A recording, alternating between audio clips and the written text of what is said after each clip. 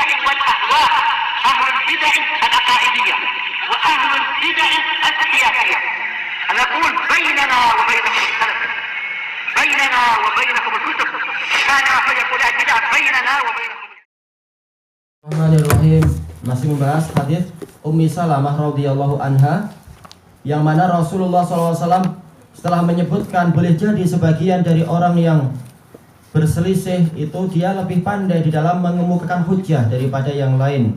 Fa'aqdi lahu binahwi ma asma', maka aku memutuskan kemenangan untuk dia seperti apa yang aku dengar.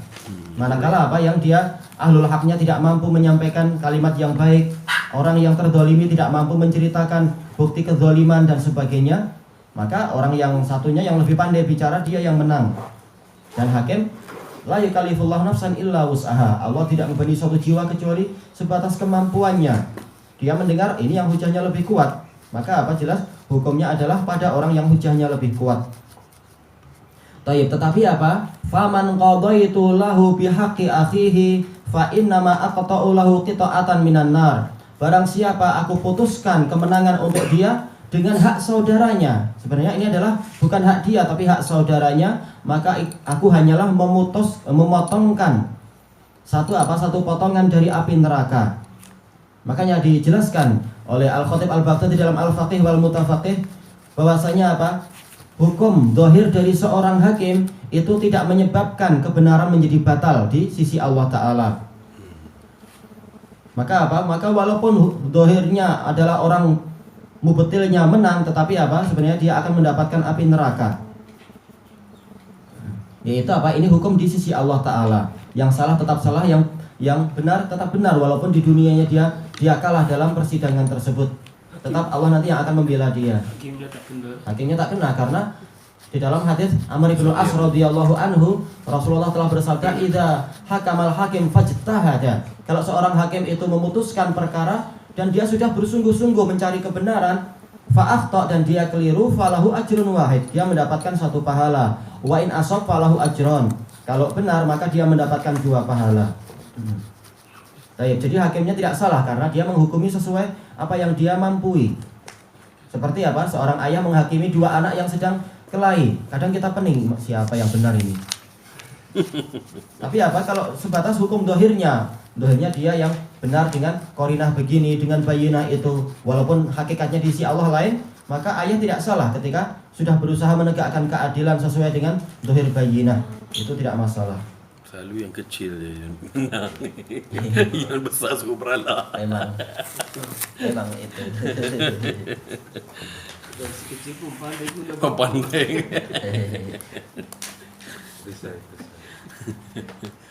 Tayyib. Itu yang terjadi. Tayyib. Dan disebutkan di sini Rasulullah SAW memperingatkan untuk apa? Untuk dia itu jangan mengambil apa yang dia ketahui ini adalah batil, walaupun aku telah memutuskan itu, sebagaimana dalam riwayat yang lain, yaitu apa? Jangan dia mengambil api neraka yang telah aku berikan kepada dia kalau dia tahu bahwasanya dia itu sebenarnya yang salah, sebagaimana dalam riwayat yang lain. Tayyib. Permasalahannya sekarang bagaimana kalau orang yang terdolimi ini setelah hukuman selesai ditegakkan, dalam artian engkau yang salah, engkau yang kalah dan seterusnya, dia yang menang, setelah sekian hari dia mendapatkan bayinah, saksi yang lebih kuat datang. Saksi yang kemarin ada apa? Ada udzur barangkali dan sebagainya, atau tiba-tiba dia menemukan bukti yang selama ini hilang.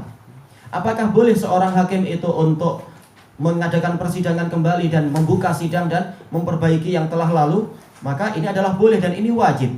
Sebagaimana diriwayatkan oleh Amr bin Hazm an abihi an jaddih tentang apa? Surat Umar bin Khattab kepada Abu Musa ketika mengirim Abu Musa untuk menjadi hakim.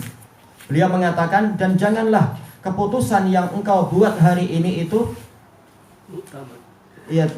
menghalangi dirimu untuk memperbaikinya di masa yang akan datang kalau engkau mengetahui kebenaran setelah itu. Li'annal haqqa qadim, karena kebenaran itu sudah ada sejak dulu. Cuma engkau baru tahu belakangan, langsung engkau ikuti kebenaran itu. Dan ini juga apa dijelaskan oleh Imam Ibnu Qudamah dalam Al-Mughni ketika membahas masalah bayinat. Kalau bayinat itu datangnya belakangan, maka tetap dia berlaku sampai hari kiamat. Tidak ada yang diistilahkan ini bayinat yang sudah basi, tidak ada. Selama kita tahu, oh ini yang benar, maka harus diperbaiki. hukum yang kemarin salah harus dirujuk. Tidak boleh seseorang itu merasa malu dan sebagainya. Dan ini berlaku untuk semuanya, semua kes, baik kes persidangan ataupun kes-kes yang lain. Makanya ada gambaran yang indah dari siapa? Dari Ibnu Hazm rahimahullahu ta'ala. Dia memang hafid, hafal sanad dan sebagainya, dan ilmunya luar biasa. Walaupun belajarnya agak tua, tetapi apa? Karena memang istilahnya Allah memberikan taufik yang besar, memang hafalannya itu luar biasa. Ketika dia berdebat dengan seseorang, dia menang dengan hujah-hujah yang hebat, kepandaian untuk mendatangkan bukti dan data itu dia yang menang. Orang ini kalah dan pulang. Kemudian Ibnu Hazm mengatakan, saya merasa ada sesuatu di hati saya. Kemudian saya buka-buka lagi sumber pembahasan yang terkait dengan ini. Taulah saya, ternyata saya yang salah ini tadi. Maka apa? Ibnu Hazm bilang kepada muridnya, ayo kita cari si fulan, kita harus ngasih tahu dia bahwasanya kita yang salah. Maka muridnya mengatakan apa? Anda nggak malu kah? Bahwasanya Anda tadi menang, kemudian Anda mau mengakui kekalahan Anda. Beliau mengatakan nggak ada alasan untuk malu. Ini lebih baik daripada nanti di akhirat baru saya mengatakan kalah dan di hadapan orang banyak. Kalimat yang bagus dari Ibnu Hazm. Baik, itu menunjukkan bahwasanya apa? Hukum pertama itu tidak menghalangi seorang hakim atau seorang alim atau seorang qadhi atau yang lain-lain jabatan-jabatan pemutus perkara untuk apa? Untuk memperbaiki, untuk mendatangkan hukum kedua kalau hukum kedua itu yang lebih benar. Sebagaimana diriwayatkan dengan sanad yang sahih dari Abdurrahman bin Mahdi rahimahullahu taala, ketika beliau mendengar apa? Hakim besar, Anda lupa namanya, Ubaidullah bin siapa itu, dia mendatangkan kalimat yang buruk di dalam masalah akidah, dan dia adalah qadhi besar. Kemudian kebetulan kami berjumpa di acara pemakaman. Maka di hadapan murid-muridnya saya mengajak berbicara, wahai qadhi, bagaimana pandangan Anda tentang begini. Dia mengatakan, yang saya tahu begini. Maka Abdurrahman bin Mahdi, syekh dari Imam Ma'ruf ya, syekh dari Imam Muslim, syekh dari Imam Syafi'i dan Imam Ahmad dan lain-lain, mengatakan, bukankah Allah dan Rasulnya bersabda demikian, dan bukankah ini menunjukkan hujah yang betul demikian. Kemudian dia menundukkan kepala.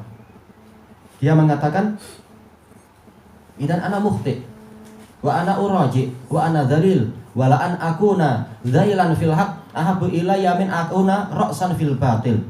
Kalau begitu saya yang salah. Kalau begitu saya yang rujuk dan saya hina. Tapi saya menjadi ekor kebenaran lebih saya sukai daripada saya menjadi pemimpin kebatilan. Dan dia di hadapan muridnya mengatakan, saya rujuk, yang benar adalah Abdurrahman bin Mahdi. Makanya dipuji oleh siapa? Imam Asy-Syatibi mengatakan beliau pernah salah dengan kalimat yang terkenal, tapi beliau rujuk dengan rujuknya orang kibar, orang yang apa? Berjiwa besar.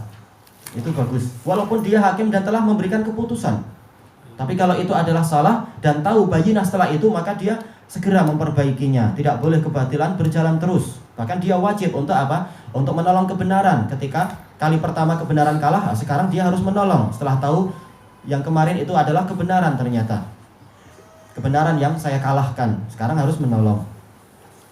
Baik.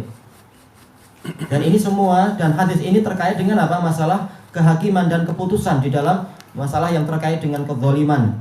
Intinya adalah apa? Kembali kepada yang diinginkan oleh Imam An-Nawawi, haramnya untuk berbuat zalim. Boleh jadi seorang hakim dia tidak tahu itu adalah kezaliman, dia menghukumi sesuai dengan zahirnya. Tapi setelah datangnya bayinah, setelah datangnya saksi yang lebih kuat dan semacam itu, maka apa? Maka dia wajib untuk mengerjakan apa yang kedua disebutkan Nawawi di sini, raddul madzalim. Kembalikan kezaliman-kezaliman yang ada kepada apa? Kepada orang yang berhak mendapatkannya. Dengan apa? Dengan dia merujuk. Ini bagian dari rujuk dari kesalahan yang pertama. Tayyib ilahuna wallahu a'lam.